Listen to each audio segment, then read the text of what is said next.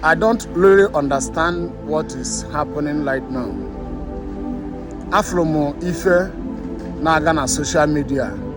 Waisara, some of the lovers of Zion Ministry, media warriors and the Indonesia Abasuzi na social media. They are fighting themselves because of Ogechi. Yes. But it's a very shameful thing to all of you there. Ndana fighting themselves. Una fight one in public.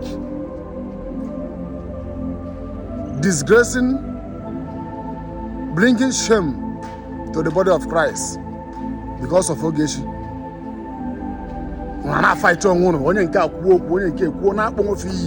I don't understand what is happening. This group now support Ogechi. This group are they support Ogechi. This group like Rifo Ogechi, the other group are like Ogechi. Obidoze misunderstanding. Obidoze be on social media. Na akpado na social media. Onya ayi. But on the group not standing for Christ. They disgrace the body of Christ. Look at what people are doing. Una flow one nanya, una na fight go on na social media. They disgrace go on. Nde name una na amuzo na amu.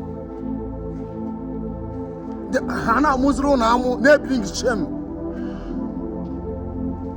Nda hobu ndilo uno na amuzo na amu.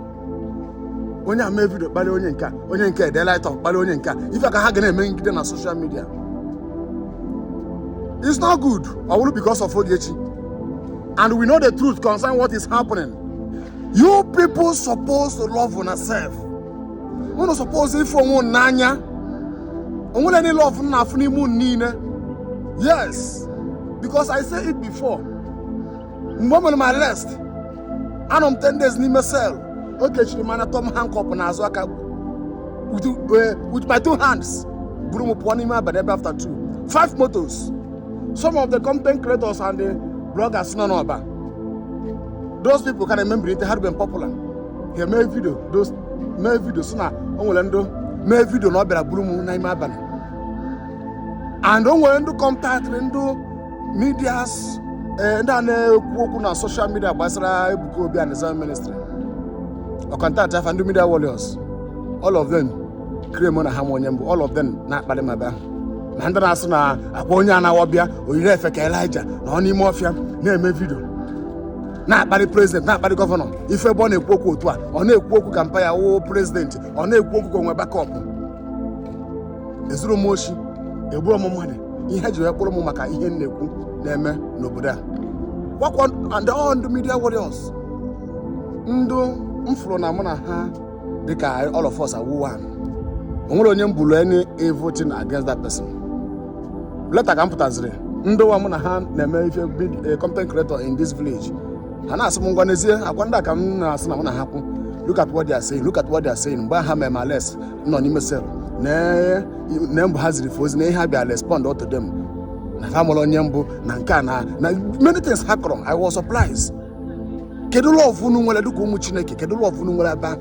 Una na akpali go on na social media na disgrace go on. You people should stop it. You get what I see online where I know like concerning the lovers of Evangelist Bukobi and the lover for Zion Ministry. The people who love Zion Ministry, though some of them no be Roman Catholic Church member, some of them no be Zion Ministry members. I'm talking about bloggers, content creators, and those people that are coming out on social media. Even me, I'm not a member of Roman Catholic Church, but Zion Ministry and Evangelist Bukobi, I love what they are doing. So now, this video where I see online, I know like I don't know why you people are fighting on yourself on social media. It's a very disgrace and it's a very shameful thing to you people. You people fighting on yourself on social media because of Ogechi. Fighting on herself on social media because of Ogechi, because of one thing or the other. On a plan of social media, on your video, on your comment here, on an apple on but people do not na phone as in that bundo, Zion Ministry, that bundo, media warrior, Evangelist Bukobi. Now, why are you people fighting on yourself on social media? They disgrace someone on social media. The enemies are now more Zion Ministry and Evangelist Bukobi. It's not good. It's not good. It's not good. And you people supposed to have one love. You're supposed to move free from but I don't know whether an arrogance, pride. I don't know what is happening among you people. I don't know whether an Obama maybe born again. I don't know. I saw this video trend online. Onya made video, Onya made video, Onya I like something on his Facebook to against somebody. Just if I couldn't remember on social media, the enemies, Ndilono, I bet na more on social media. You people need to have one love. I don't know what is happening to some of you people there. Because I could remember recently when I was arrested, okay, Chirimanya, Tom Hancock Nazo, when I was arrested after 2 o'clock in midnight. Even the people around the place in Binia, people who live around this place, say those people will buy me. They take me out. During that time, many content creators, this village where I did, they do video because they never they popular. They do video, talk say they are looking for evangelism. Nobody they come and arrest them in the night. They do video, and even some of them call all this what do they call them? Media warriors of Zion Ministry. Call them.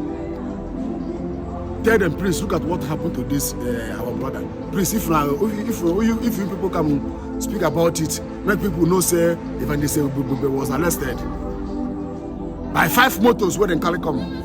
By 5 motos where they carry come.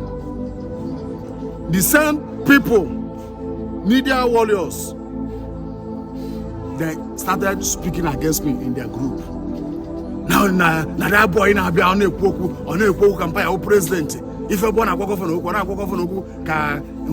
go confident, just speaking against me. Somebody, I know they do saga on social media now. When I know me, I know they do saga.